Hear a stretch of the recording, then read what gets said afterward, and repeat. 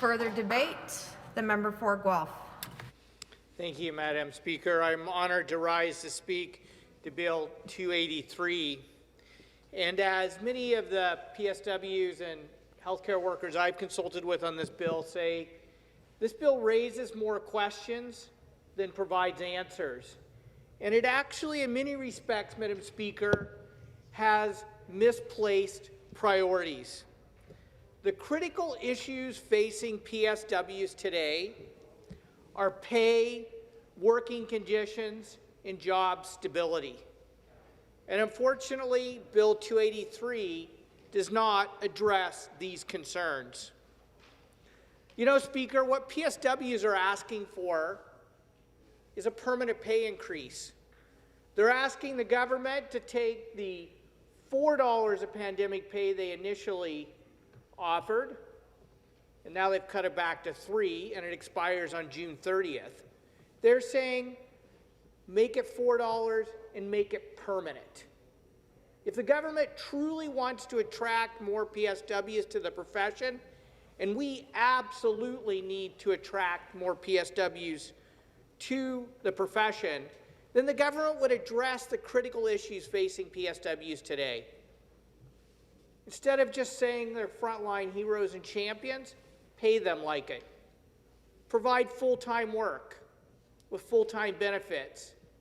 For those PSWs in home care, pay for their travel.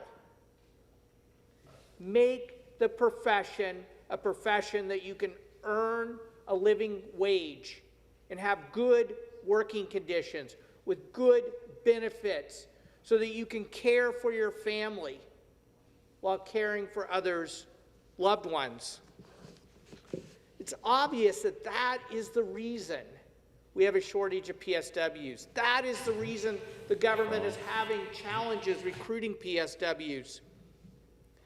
To quote Charlene Stewart, who probably you're not going to find a stronger advocate for PSWs anywhere in Ontario, in relation to Bill 283, and I quote, Speaker, "It's truly regrettable that the Ford government chose to spend this moment saddling PSWs with a questionable regulatory scheme instead of taking the opportunity to announce critical support like paid sick days. PSWs and frontline healthcare workers like them deserve a living wage and full-time jobs. There is no greater urgency than bringing relief to our heroes on the front line of a collapsing healthcare system, and that is what needs our immediate focus." And Speaker, I'd have to agree. I'd have to agree that that's what the immediate focus should be about. The member opposite asked about 4 hours of care, and that's an important part of workplace. When I talk about having good workplace conditions, having enough staff to provide 4 hours of care, having enough nurses and PSW staff. But respectfully to the members opposite, PSWs can't wait 4 years for 4 hours of care. Our elders can't wait 4 years for 4 hours of care. So it's in the budget, but why isn't it in the budget for this fiscal year instead of 4 years down the road, Speaker? Our elders deserve that. You know, the FAO says that the province will need to hire 17,000 additional personal support workers and 12,000 nurses to fulfill its promise of 4 hours of care. And how is the government going to fulfill those positions if you don't pay people properly, don't treat them properly in the workplace, Speaker? So I would argue, and this comes from meetings with personal support workers and other healthcare professionals, that the challenge the government is facing in attracting people to the profession is not because of the regulatory framework, but it's because of wages, it's because of working conditions, it's because of lack of benefits. So I would urge the government, let's all work together and provide PSWs and frontline healthcare heroes, nurses, and others in the profession the supports they need. to care for our loved ones, to truly treat them and pay them like the champions and heroes they are. Thank you, Speaker. Questions? The member for Eglinton Lawrence. Thank you, Speaker, and thank you to the member from Guelph for his comments. I can tell the member that, of course, we do understand that there are many things that need to be done to recruit, retain PSWs and attract them to the profession, and we're certainly working on all fronts. But this is also something that has been requested by PSWs, by physician assistants, by behaviour analysts, and I can tell you by a host of other regulated health professions who would, or want to be regulated health professions, people who would like to be regulated and are disappointed they're not in this legislation to be regulated. So I want to ask the member opposite, patients and families have called for this greater accountability for oversight and quality and safety standards from their caregivers, and PSWs, amongst others, the ABA therapists, are also working with very vulnerable people. So will you answer the call of patients and families today and vote in favour of this legislation? Member for Guelph.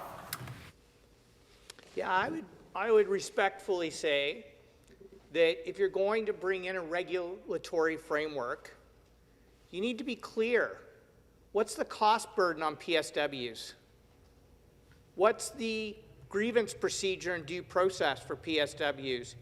And will the government, and this is the most important point, Speaker, will the government commit to paying PSWs a living wage, providing them with the working conditions so they're not run off their feet trying to care for people, to provide them with full-time benefits? That's what PSWs are asking for. So if we truly care about how well we care for our loved ones, it's ensuring the people who care for them are treated with respect, dignity, and the pay they deserve. Question? The member for Niagara Falls. Thank you very much, Speaker. My question, I always listen to him intently, and what's interesting to me, we've had the other side stand up and kind of say all these wonderful groups that really support private homes, support what they're doing. My question would be is, Charlene Stewart is an individual that has led that membership through some really tough times during COVID. A number of her members have died. So the question that I'm having, and yeah, they're not paid properly, they're run off their feet. So my question to you is, why do you think none of the unions, SEIU, CUPE, Unifor, that all represent workers, PSW, who have all had their members get sick, they've all had members who had died on the job, not supporting this legislation? The member for Guelph. Yeah, I appreciate the question. I mean, the only thing I can surmise is that were they even consulted? Were they a part of developing the proposals for a regulatory framework? And if you go by the comments that most of these leaders are saying, is that we have to address pay and workplace conditions and the number of staff and treating workers with dignity and respect.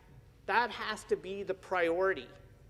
And who would ever forget, like the images are seared in my head of how many PSWs wore trash bags for PPE in the first wave of the pandemic.